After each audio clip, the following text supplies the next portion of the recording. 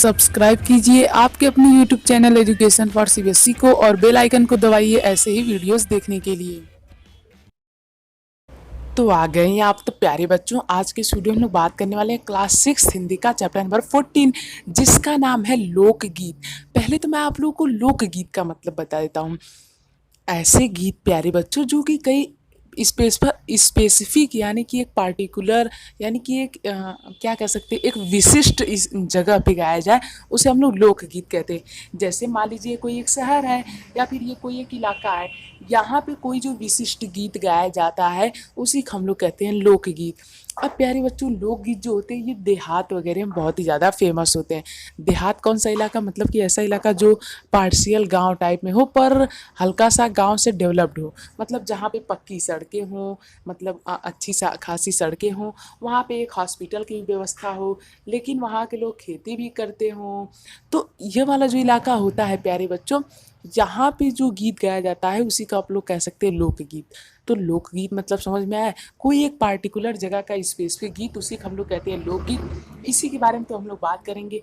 तो जो लोकगीत होता है प्यारे बच्चों वो किस लिए प्रचलित है, वो इसलिए प्रचलित है क्योंकि प्यारे बच्चों वो हर एक इलाके में गाया जाता है।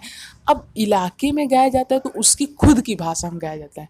जैसे मान लीजिए कोई इलाका है, इसकी खुद की भाषा कोई भी है, तो उसी भाषा में जब गीत गाया जाता है तो वो इस भाषा में बहुत ही ज़्यादा फेमस हो गया। मतलब कि मान लीजिए मैं आपको एग्जांपल देता हूँ कहाँ का, यूपी का। तो यूपी में प्यारे बच्चों भोजपुरी बहुत ही अच्छी से बोली जाती है। तो जो भोजपुरी भाषा में गीत गाए जाते हैं यूपी में वो हुए इसके लोकगीत। तो लोकगीत इसीलिए यहाँ पे उत्तर प्रदेश में बहुत ही ज़्यादा प्रचलित है क्योंकि भोजपुरी यहाँ बोली भी जाती है और इसमें एक गाना भी गाया जाता है। इसी तरह से हमें और एग्जांपल देते हैं जैसे बिहार वगैरह हुए, तो यहाँ पे भी अलग अलग गाना गाया जाता है इनके क्षेत्र का, ठीक है। तो वही हमसे बताना चाहते हैं कि लोकगीत जो होता है वो बहुत ही अपने आप में प्रचलित होता है। अब प्यारे बच्चों लोकगीत को ऐसा नहीं कि सिर्फ पुरुष लोग ही गा सकते हैं, लोकगीत को प्यारे बच्चों स्त्रियां भी गा सकती हैं, लेकिन अक्सर लोकगीत को बनाने वाले पुरुष ही होते हैं। यानी कि जो मैक्सिमम लोकगीत बनाए जाते हैं वो पुरुषों के द्वारा बनाए जाते हैं और ये एक झुंड में बैठ करके गाए जाते हैं। ऐसा नहीं कि खाली एक आदमी गा रहा है बाकी सुन रहे हैं। इसमें 2 से 3 आदमी एक बार गाएंगे, फिर 2 से 3 आदमी एक बार गाएंगे। ये लोग आपस में ही वाद विवाद करते हैं। मान लीजिए इसने इस पर कुछ टिप्पणी की मजाक में, तो इसने इस पर मजाक में कुछ टिप्पणी कर दी, ठीक है। तो इसी तरह से गाने में ये लोग क्या करते हैं, एक टीम दूसरे टीम पर टिप्पणी करती है गाने में और उसके बीच में ढोलक भी होता है और सभी लोग हर्ष या फिर उल्लास या फिर खुशियाँ मनाते हैं।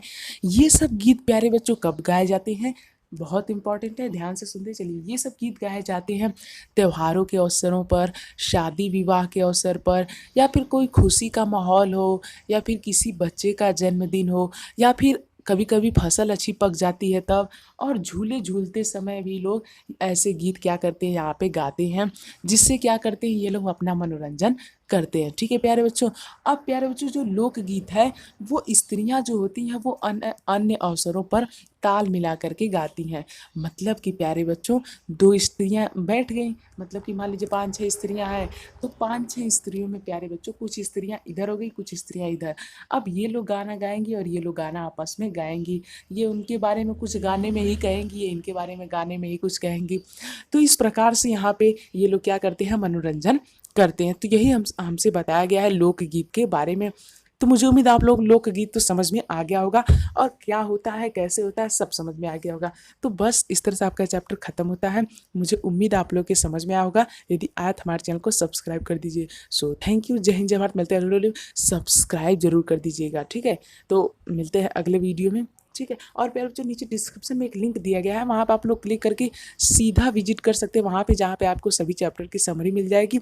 और हमारे चैनल पे सभी क्लास के सभी सब्जेक्ट के सभी चैप्टर अवेलेबल हैं, तो फटाफट से विजिट कीजिए क्योंकि बहुत अच्छी वहाँ पे आपको एजुकेशन मिल सकती है।